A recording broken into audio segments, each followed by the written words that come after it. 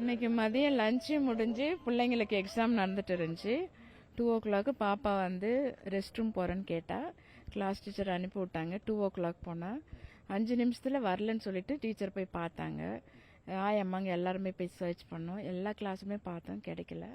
அப்புறமா அந்த கம்பி வலை எடுத்திருந்தது. அப்புறமா தான் நாங்கள் போய் பார்த்தோம்.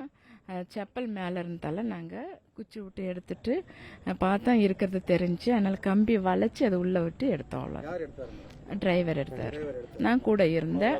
நான் லஞ்ச் பிரேக்லாம் இங்கே தான் இருந்தேன். பிள்ளைங்க போகிறது எல்லாத்தையும் வரதுமே நான் பார்த்துட்டு வெளியே தான் இருந்தேன். அது வந்து பின்னாடி நடந்திருக்கு.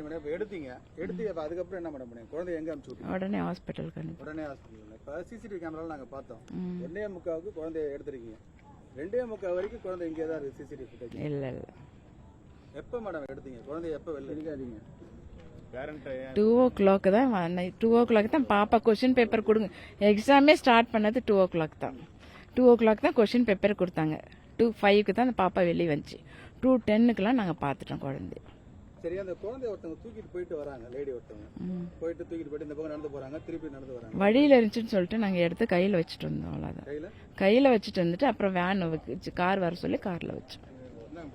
ரொம்ப டிலே ஆன மாதிரி தெரியுது. நோ சார், அப்படி இல்லை. நான் தான் கூட இருந்தேன் sir. Parents class teacher information கொஞ்சம் டிலே பண்ணி கொடுத்தாங்க. என்கிட்ட நம்பர் கிடையாது. கிளாஸ் டீச்சர் தான் அவங்க இன்ஃபர்மேஷன் கொடுத்தாங்க. சார் நாங்க மொபைல் வச்சுட்டு இல்லை சார். அந்த டைம்ல நாங்க